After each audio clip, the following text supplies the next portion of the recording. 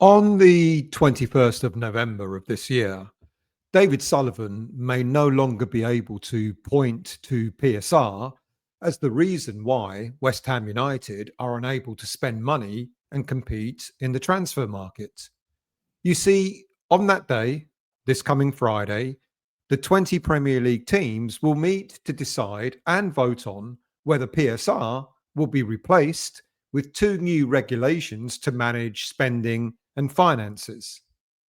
So, what are the current rules and what is being proposed to replace them? Well, we all know PSR, profitability and sustainability rules.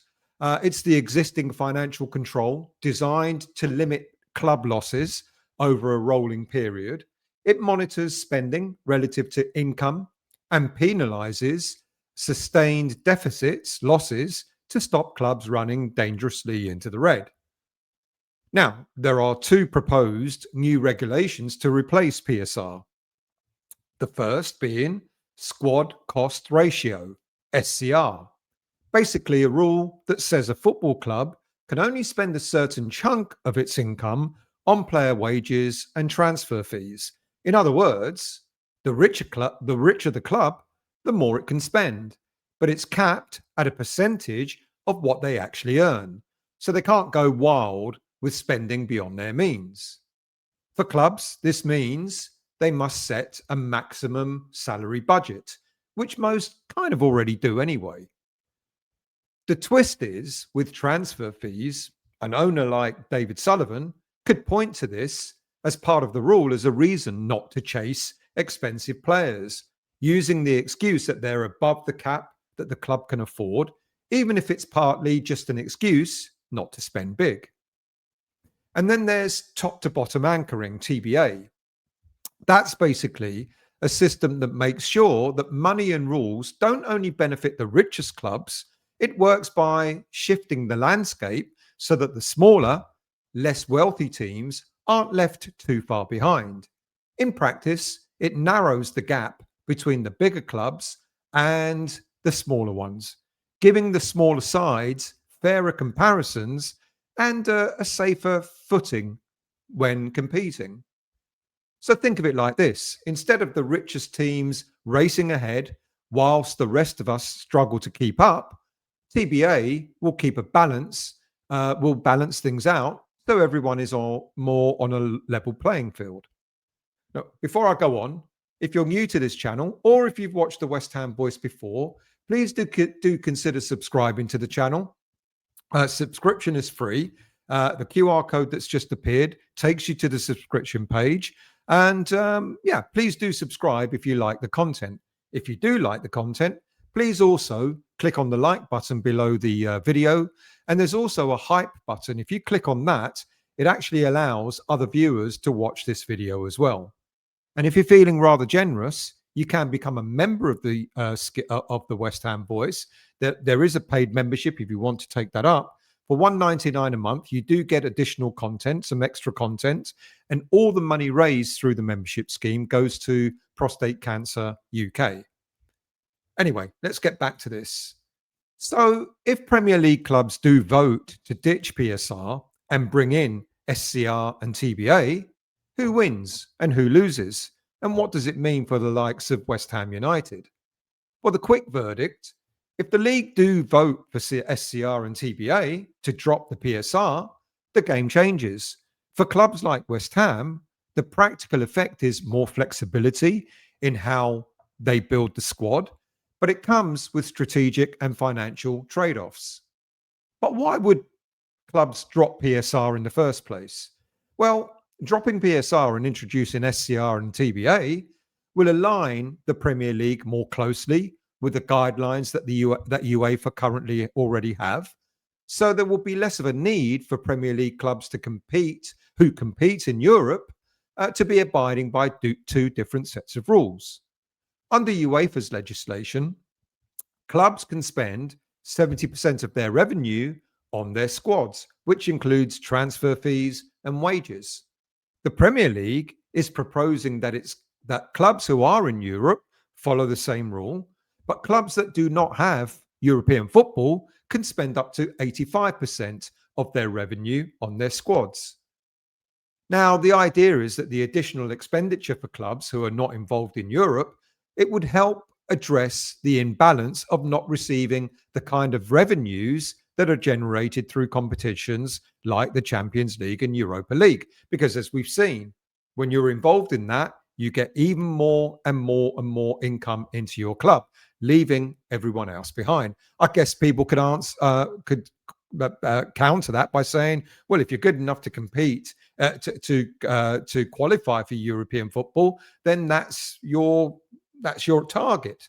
But of course, the problem being is when you're in European football and you continue to be in European football, your revenues are bigger, much more deeper than those who are not. So the gap between those in Europe and not in Europe continues to grow year by year. As we know, PSR clamps down on losses. Ditching it removes a strict cap and opens the door to more aggressive investment and greater spending freedom for clubs.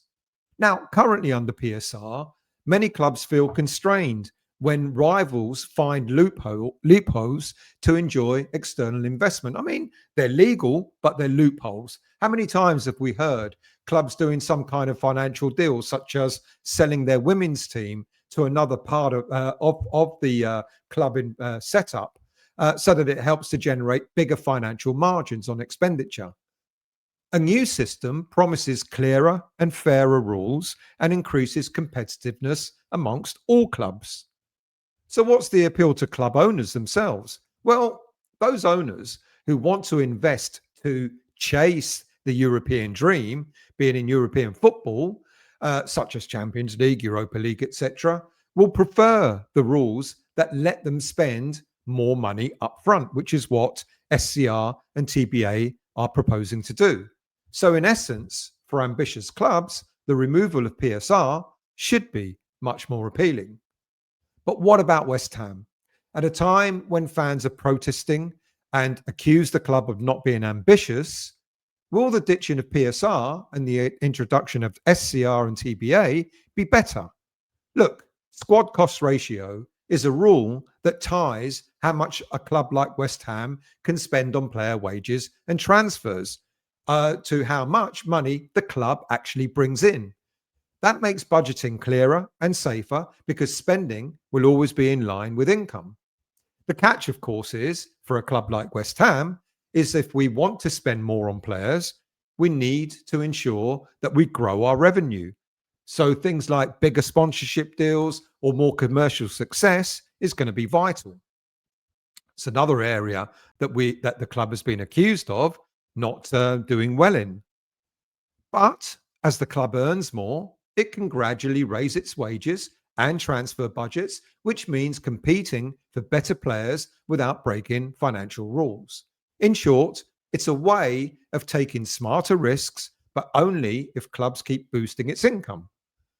As for top to bottom anchoring, this is about leveling the playing field. It reduces the huge financial edge that the richest clubs have by redistributing money or adjusting the standards that they're judged against. So for mid-table clubs like West Ham, that means more breathing room to compete fairly with the greedy six. Now, TBA will provide a definitive spending cap. So if a club, for example, is ranked bottom in earnings in the Premier League, say 100 million in earnings, no team could spend more than 500 million pounds, even if their SCR budget was higher. And I think that kind of brings that gap closer, doesn't it, between the clubs that don't earn that much money against the ones that are earning vast sums. The big benefit is that together, SCR and TBA mean that clubs like West Ham wouldn't have to panic about breaking financial rules under PSR, or wouldn't have to be forced to sell their good players just to balance the books, just like we did with Kudus in the summer. Put simply, SCR keeps spending tied to income. TBA narrows the gap with the richest clubs, and both give West Ham a fairer shot at building a stronger squad without the financial headaches. But with the positives, always there are inevitably some negatives as well, some downsides. So some of the bigger clubs with greater spending power already clearly don't want the rules to change. Anything that might mean a balance between the greedy six and the rest of the Premier League is not going to be favoured. The Professional Footballers Association is also against the rule changes and have expressed concerns over the TBA model, suggesting that it will restrict wages of players. And even three of the biggest footballing agencies have threatened to sue the Premier League if SCR and TBA is voted in, because there's a suggestion that it will put a cap on potential player earnings in the future. But surely that's quite ludicrous, because salaries at the moment are going wild. There are players on long-term contracts earning 350 grand a week, etc., where clubs simply can't continue paying them. So surely something like that needs to be reined in, no? Additionally, concerns are that there'll be a pressure to keep spending in order to keep up. So clubs like West Ham, under the new rules, might SCR might create a kind of a race. If income rises, the temptation is, or the expectation will be, to spend more on wages, increasingly, and potentially inflating the market and the club wage bills. Now, there's an obvious need on a club's revenue growth. It's got to grow, because if the club's revenue doesn't grow, then the SCR doesn't work. The model rewards clubs that grow income quickly.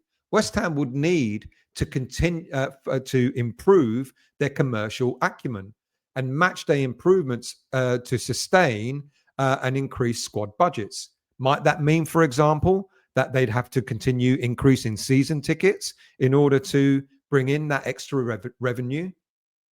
Just like we saw with PSR, club owners might feel compelled to spend towards the maximum permitted by SCR rather than investing prudently, risking financial stability if revenues are stalling. Clubs with wealthy owners or rising commercial deals might take bigger risks early on, pushing smaller earning clubs into a catch-up that feels risky. If TBA, top to bottom anchoring, is just about moving numbers around on paper instead of actually sharing more money fairly, it won't do enough to level the playing field. The richest clubs will still have a big advantage, and mid-table teams like West Ham will remain stuck at a disadvantage. In plain terms, shuffling the rules isn't the same as truly balancing the income. And without real balance, the gap between the big and the medium-sized clubs will always stay wide. So how West Ham should respond to this? How should they respond strategically? As in, which way should West Ham United, a club like West Ham, vote? Now, an insider source has suggested that the senior source at the club is desperate for these new rules to be voted in because of the points made earlier, such as removing the risk that PSR currently brings if clubs overspend to try and keep up. But to make these new rules work in West Ham's favour, we're going to have to find a way to bring in more money. We're going to have to push harder on sponsorship deals. We're going to have to maybe continue our growth on the global basis. For the last few years, West Ham have had a presence in America, but perhaps it's now time to start making a real push in the Asian market as well. Most clubs would make more money out of their stadiums, but West Ham don't have that luxury. We don't own the London Stadium. However, this might be the time where West Ham might be pushing to run the London Stadium on an operational level. I don't think West Ham have ever wanted to own the stadium itself, but to run it, they've always made a song and dance about that. So things like food and beverage licenses, as well as stadium naming rights, as well as being able to charge, as well as being in charge of the summer events when the football season is over. All those things could make West Ham United money if they were running it on an operational level, but we don't own the stadium. But for West Ham to take over, to operationally run the stadium, seems a million miles away right now. And whilst the current London mayor is in charge And despite the stadium continuing to make losses, this is not likely to happen anytime soon. West Ham are going to have to start being an awful lot smarter on their player recruitment. No more long-term contracts and silly wages on players who have reached their sell-by date. Instead, the focus has to be on young, up-and-coming talent who will not be expecting top-dollar contracts if they come to a club like West Ham. But this should have been in place well before now, shouldn't it? And of course, the development of our youth academy becomes even more crucial so that we do not have to keep relying on expensive transfer targets on an ongoing basis, thus reducing the need to invest heavily in the transfer market will obviously help as well. Developing young talent and spotting bargains is the best way to get strong returns without overspending. But that's the bleeding obvious. West Ham United have seen how other clubs have done that, and we're still playing catch up. But maybe, just maybe now, with the new rules coming, if they come in, if they're voted in, maybe now's the time for West Ham to change its complete strategy on how it recruits footballers. Not that the owners of West Ham need any encouragement, but just because the new rules allow it, a club like West Ham have to be careful not to blow their expenditure budget. So basically, it's all down to how this club is run overall. Voting out PSR for SCR and TBA is not going to be a magic switch that fixes inequalities or guarantees success. For West Ham, it offers a pragmatic ladder, more controlled, more revenue-linked freedom to build a squad, but also a clear requirement to grow its income and resist short-term temptation. If the board treats SCR as permission to expand sensibly and TBA actually narrows the gap rather than papering over it, then West Ham could use the changes to improve. Overall, SCR and TBA could be better for West Ham, but only if the club gets its commercial house in order and if TBA actually delivers meaningful rebalancing. SCR rewards clubs that grow income and plan wisely, not something that you could say West Ham do. TBA can help if it truly shifts power away from the mega-rich clubs. If neither condition is met, West Ham could be left constrained and frustrated. So the bottom line is, it's an opportunity, not a guarantee, but West Ham needs to treat SCR as a tool for disciplined growth and push for a TBA that actually helps level the playing field. All eyes will be on the vote this coming Friday. Thank you for watching. Thank you for listening. I hope I haven't confused you completely with this because it does take an awful lot of understanding, an awful lot of getting used to.